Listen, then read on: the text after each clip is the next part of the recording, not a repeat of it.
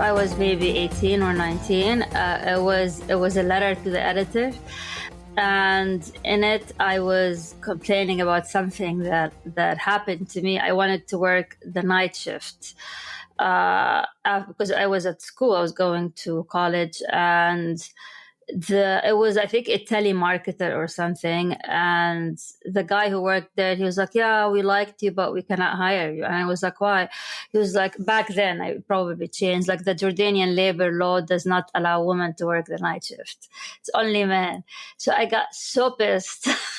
I was like, this is discrimination, I'm okay with that, my parents are okay with that, why you're... I was like, oh, I cannot violate the law, la la la.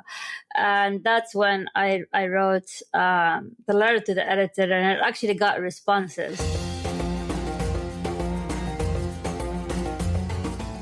Hi friends, this is Read and Write with Natasha podcast.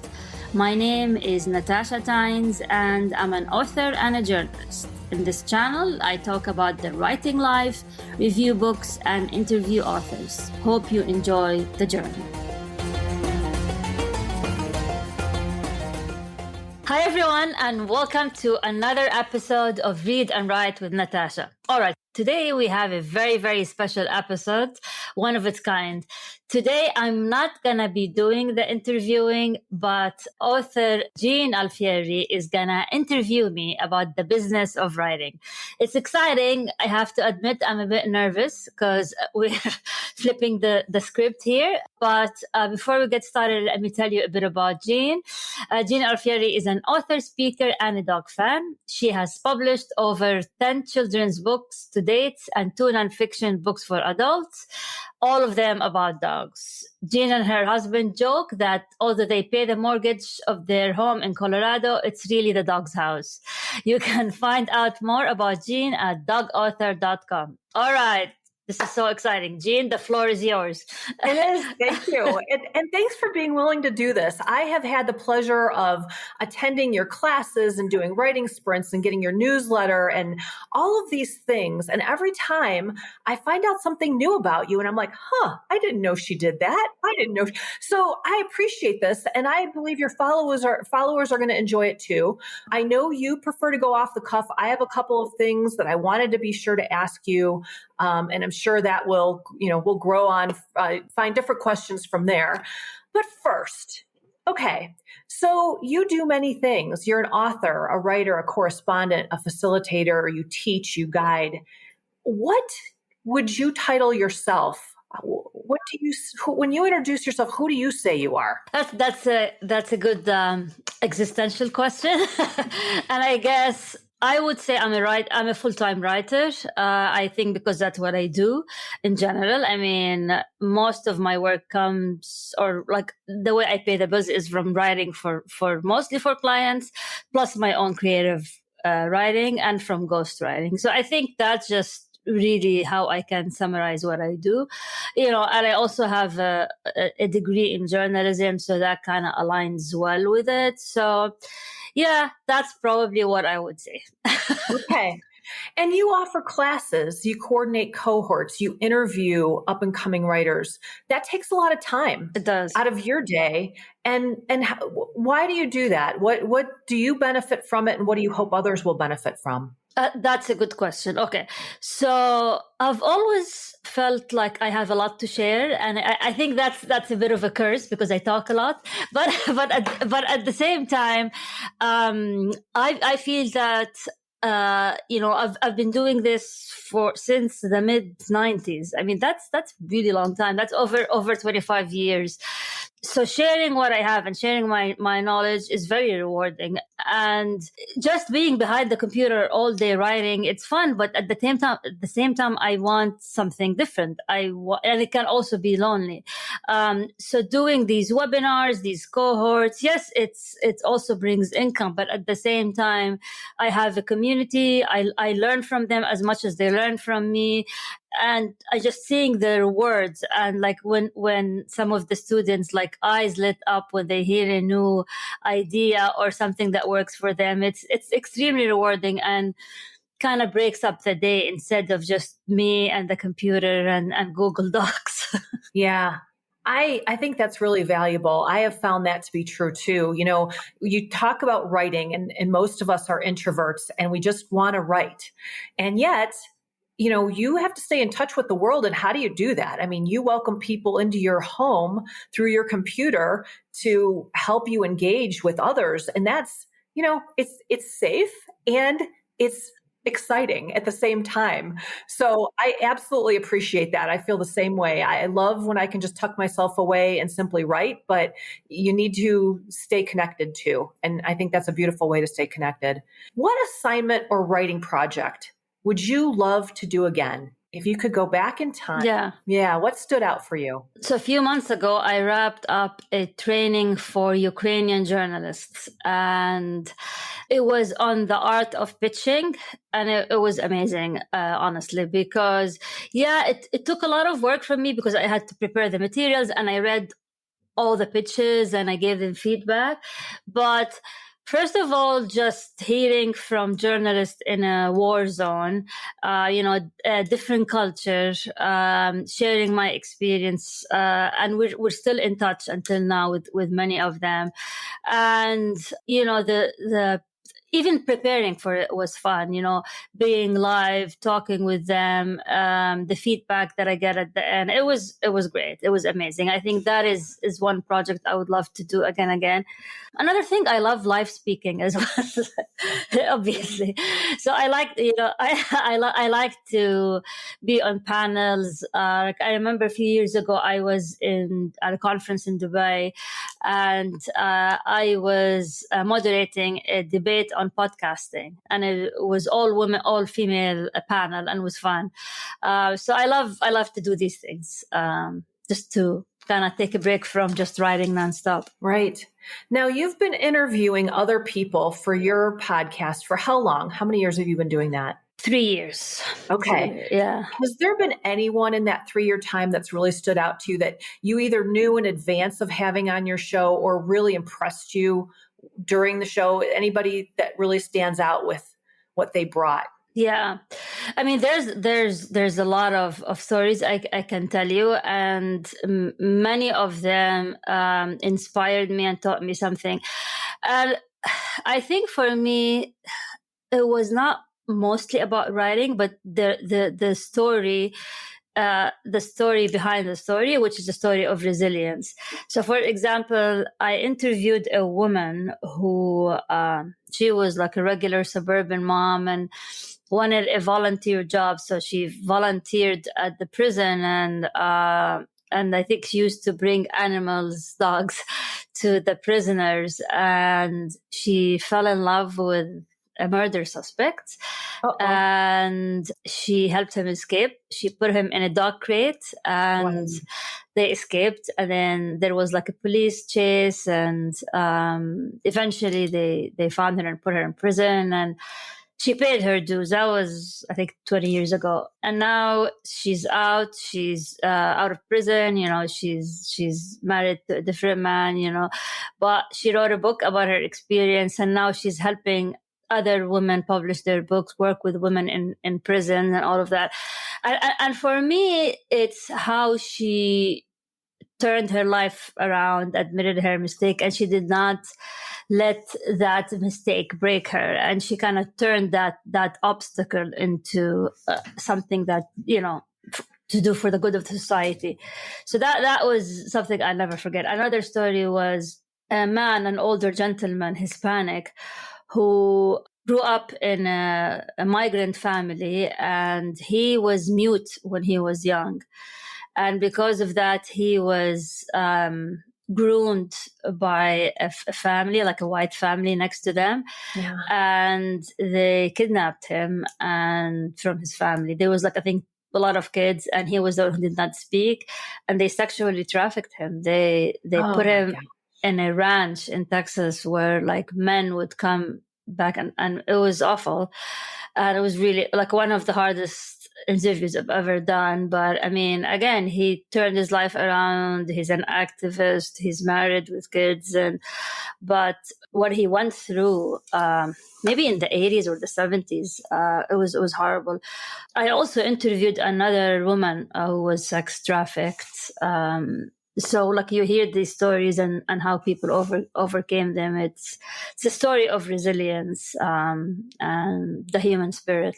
Yeah. So, with all of the things you've heard, all of the stories you've covered, all of the people that you've interacted with, how did you know as early in your career as you did that this is what you wanted to do? How did you know that this was going to be something you would just embrace and love? Like telling stories. Yeah, writing for others, being a journalist, all of the things that I mean, your career has really evolved into a number of different things, but how did Yeah. it start originally? How did you know this was what you wanted to do? So I knew I wanted to write since I was in elementary school. I remember maybe I was like I don't know, fifth or fourth grade, and we had to submit an essay, and it was in Arabic because I that was that's my native language, and I grew up in Jordan, and the teacher said, and I was really worried, like I was kind of a perfectionist at heart. And the teacher told the whole class if there was a higher grade than 10 out of 10, I would have given it to Natasha. Wow. So that's what a compliment at that. Yeah. And that's when I realized that, what, that's like what I want to do. It's interesting what like one sentence from a teacher in elementary school can like change the trajectory of your whole life. Yeah. And I haven't written my whole life, but I wrote early on and I've journaled throughout my life. So for myself, I guess I've written, but it's different to put it out into the world, right? It's just when you then present it. How did you feel about that first thing that you published? How easy or difficult was that for you? So I think the first thing that was published in a newspaper, I was maybe 18 or 19. Okay. It was a letter to the editor. Uh-huh. And in it, I was complaining about something that happened to me. I wanted to work the night shift because I was at school. I was going to college, and it was, I think, a telemarketer or something, and the guy who worked there, he was like, yeah, we liked you but we cannot hire you. And I was like, why? He was like, back then, I probably changed, like the Jordanian labor law does not allow women to work the night shift, it's only men. So I got so pissed. I was like, this is discrimination, I'm okay with that, my parents are okay with that, why you're I was like, oh, I cannot violate the law, la la la. And that's when I wrote the letter to the editor, and it actually got responses. And that's when I realized that my voice can actually, make a difference, can make people can create debates and discussions, and maybe it will actually create some sort of a positive change. And that was the first thing. And then, but the paid one was, I think, a year later. I was chatting with a friend, and she mentioned that she works for a newspaper on a freelance basis. So I told her I want to do it. So she introduced me to the editor, and I didn't have a computer. I didn't have anything. So I decided to pitch them an art exhibit in Jordan, and they said fine. So I attend the exhibit. I had to write it. And I think I went to my friend's house because her brother had a computer, and we had it was like being very resourceful. I don't think we had internet. We might have had to fax it or something. I used every single resource you can think of to make it happen. And it worked, and they accepted it, and they paid me, and I got published in the newspaper. And I think I was 19, and I'm 48 now, so do the math. Sure, and then you were off. There you went. Exactly. Yeah. So, and it's interesting how people can pivot you, because I feel like just hearing something that you didn't anticipate. So for me, I moved into the HR arena. I wasn't doing anything with regard to writing per se. And I met up with a friend 15 years out of high school, hadn't seen her in all that time. And she asked me what I was doing. And I said, I'm in human resources. And she kind of frowned. And I went, what's wrong? And she's like, no, you should be a writer. Because she remembered back to grade school, a writing project that we had done. And I completely forgot that. I'm like, why would anyone in the world think of this? And she's like, yeah, I just thought you'd be writing things. Then you get defensive. And I'm like, well, I write important memos that the whole company reads every day. She's like, no, not that kind of writing, like real writing. And then it kind of stuck with me, when someone like looks in your mirror and tells you something that you maybe either forgot or never realized. It's just interesting what those pivotal points are for us in any career, really. Yeah. In the time you've been doing this, Natasha, you've seen many changes in the field of writing.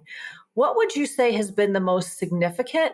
You wrote an article recently about your excitement about AI. Not many people are embracing AI, but you had said this was the most exciting thing you had seen since, what was it? The internet? Yeah. Yeah. So what has been, and maybe there are a couple, but what do you find is critical markers that have really influenced the industry? I mean, the first one is the internet, of course, because before, like when I started in the 90s, the internet was in its infancy. So we did not use when we used to, like, we wanted to find someone to talk to for an interview, we would call them, which was really hard to find people. So the internet made everything easier to find, the research, all of that. But then AI came, and it's probably, I mean, the terms of impact it has is probably maybe as the internet or maybe even more. But for me, it is, I think the most important aspect of it for writers is the feedback that it provides you in terms of, like I can write an article, and the amount of feedback it gives me is like having an editor sitting right next to me. You might not agree with the feedback, but most of the time it gives really, really great feedback. It also helps with transcription. It helps you find themes. It's having a writing assistant and an editor all wrapped into one, and it cut my writing time by like at least 50%. So like instead of having like 3 clients in a week, I can have 10 because of AI, because this, and also the confidence. And like think about the art of procrastination, right? Why do we procrastinate? Because we either do not have like confidence in our ability. We're dreading the white page, and that's why we procrastinate. But now I can start any task with confidence, knowing that I'm not alone. Like there's an accountability partner sitting next to me. Right. And that really made me very efficient, fast, and also broke the mental barrier that tells you, like, even after 30 years of writing, sometimes you still have an imposter syndrome, I guess. But, it breaks that barrier. It shows you that, no, this is good. Let's work together. And, I mean, I think for me, that's crucial. That's important. Yeah. Well, and I was a bit hesitant, and I've been hearing people talk about it and how it complements their work. There was a session I attended with you in which you had described how you created your character. You got to see your character. You described to them like a story that you're writing. And to me, that was huge, that you could describe what your character looks like, and then an illustration or a picture would show up of your person. And I'm like, wow, how powerful is that? Because now I actually see who I'm writing about. You may have an image in your head, but when the image appears in front of you, it's a whole different ballgame. Hey, just a quick pause to share something I'm really excited about. My new novel, Karma Unleashed, is finally out. It's a supernatural suburban thriller set between the Middle East and the American suburbs, weaving together themes of identity, immigration, and mystical visions. If you love stories with heart, mystery, and a touch of the mystical world, this one is for you. You can grab your copy now. Just search Karma Unleashed by Natasha Tynes on Amazon. And of course, the link is in the show notes. Thanks for supporting indie authors like me. All right, back to the show.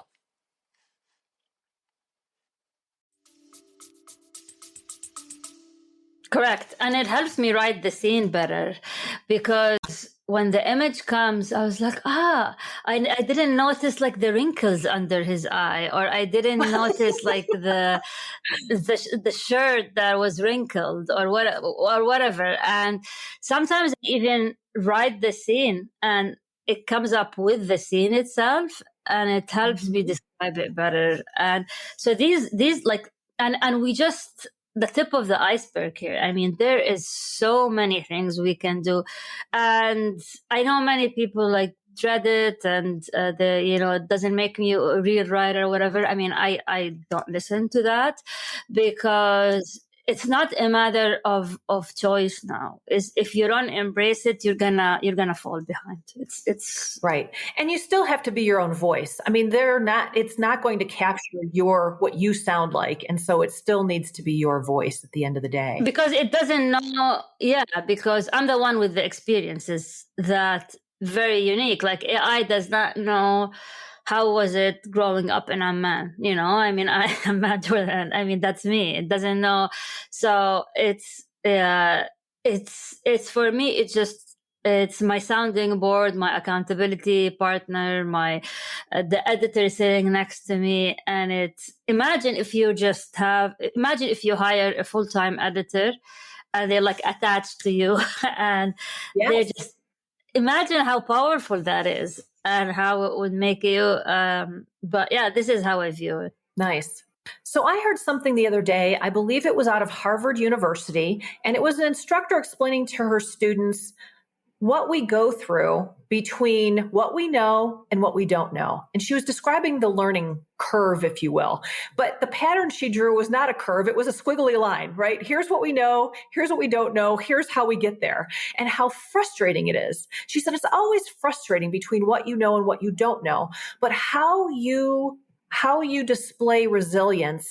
So we talked about resilience, how that comes into play between what you know and what you don't know is how strong you're going to be. Because some point within there, you're going to want to give up, because it's just so frustrating. It's just so aggravating. And it's with everything, not just sitting in school, but with everything in life that we have to experience. And the better you become at it, the more willing you are to sit in that unknown space, because you understand at the end of the day, you're going to get there at some point, but what it's going to take to get you there varies in length. Do you agree with that? And if there was someone starting their career path right now in the writing industry, what would you guide them to in that path, how to stick with it? How would you say you need to endure that learning curve? Yeah, I mean, what you said reminds me of a book by Seth Godin called The Dip.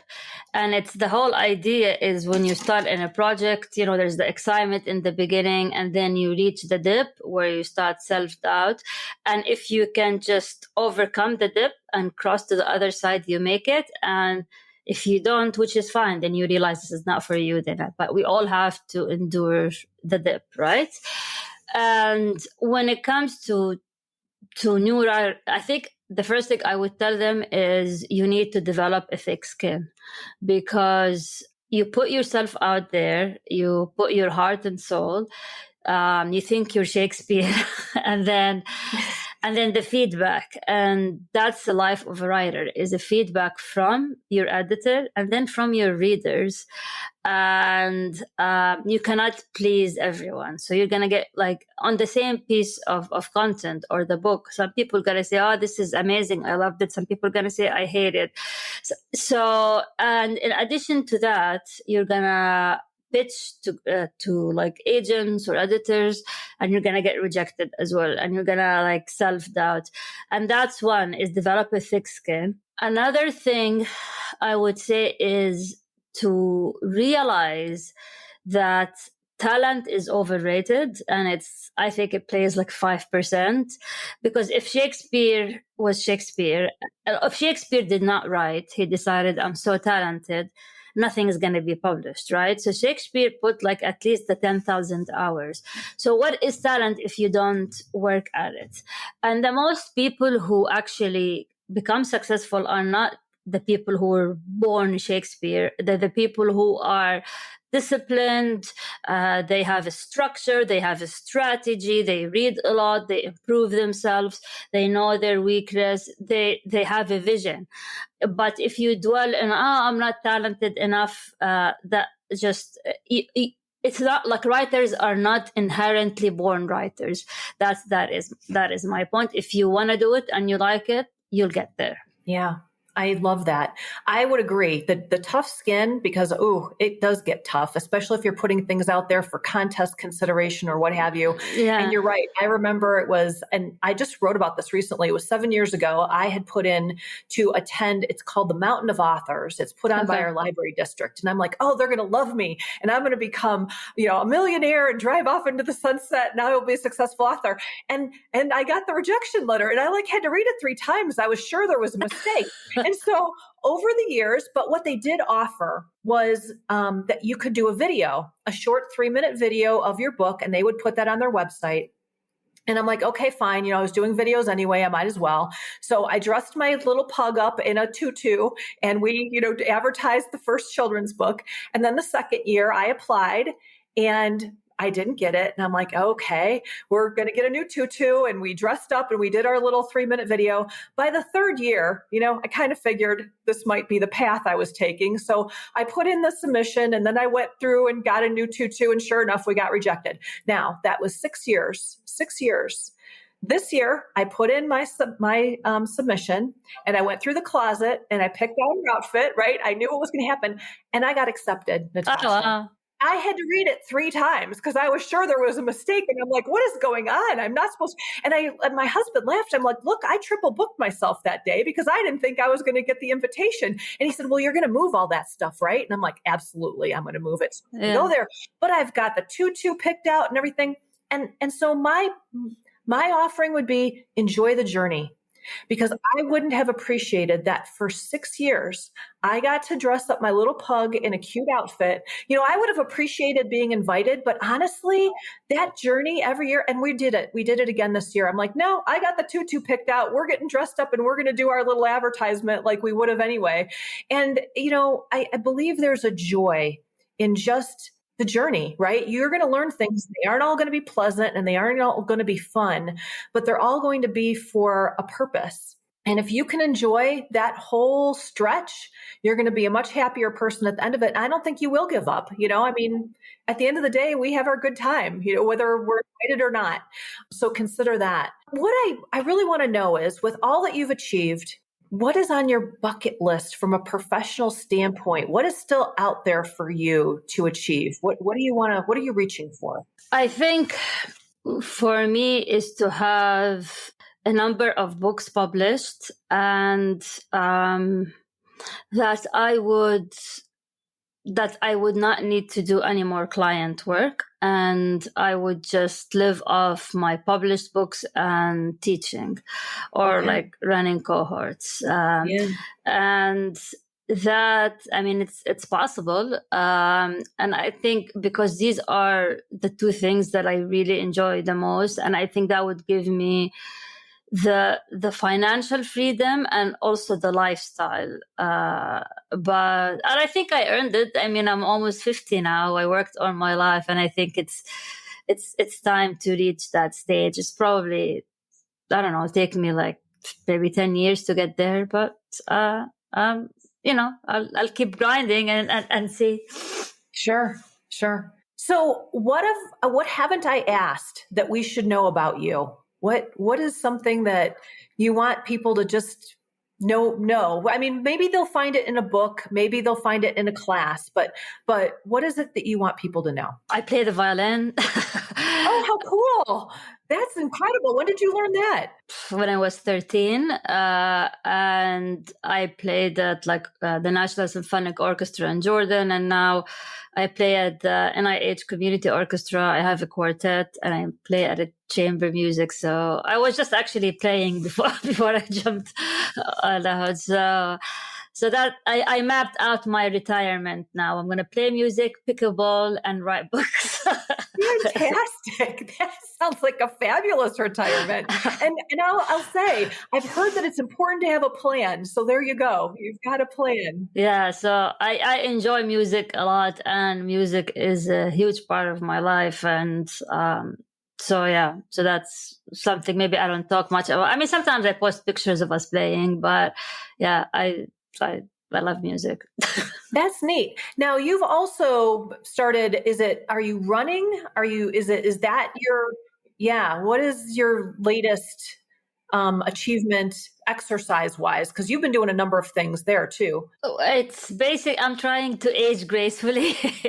So I sign up. I mean, I go to the gym, but I also sign up for races, like 3 or 4 times a year, and I train for them. So the last one I did was last week. I did a 10K in our city, and it was the fastest I've been. Which was not, I mean, I'm still very slow, but compared to like the year before. So it's nice. And you realize it's all mental. Like how you talk to yourself, how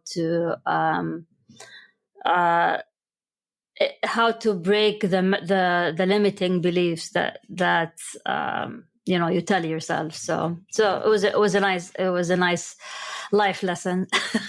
That's great. Yeah, it is interesting where we learn our life lessons too. I am not a runner, but I love to get up and move around and get outside because the fresh air is just so invigorating, and it helps me if I'm stuck writing too. Correct. Is there any writing block cure that you've found? Have you ever had a writing block, or how do you get around that if you run into that? I think I'm gonna piss people off and say I'd say that I don't believe in writer's block. I think it's a myth, and I think it was a Stephen King that said it, like amateurs, like kind of whine about writer's block. Professionals just sit down and write. So for me, it's by hook or by crook. I have to write, and I have strategies. For example, I try to keep myself in a creative flow all day long. What does that mean? Like I can either start by journaling, and then and then every time I walk in the woods, if I'm not listening to anything, I get an idea. I pull off my phone, my Otter, which is the app that I use for transcription. I say the idea, like an idea for a book that I'm working, like for the novel. And then when I sit down to write, I just start typing it. And the strategy is I try not to start on a blank page. And I even interviewed somebody on the podcast the other day. She said something I loved is that she never starts her writing session writing a new chapter. Oh. So she tried to finish the writing session with a new chapter, but not started, because if you open your manuscript and you have an empty canvas, it's very daunting. So I don't believe in writer's block, because there are strategies for you to write all the time. If you block the time, have a place where you capture all the ideas and then just get to it. So I honestly think it's a myth, and there are ways around it. And if you just treat it as a job, you're not gonna go to your office and say, "Oh, I have a worker's block. I can't work today." You have to do to work. So that's how I view it. So I'm sure I pissed off many people. Well, and I would offend people too, because I can't say that I've experienced it. So I'm not going to go out on the limb and say it's a myth, but I will say that hasn't been my experience. However, I've gotten stuck sometimes.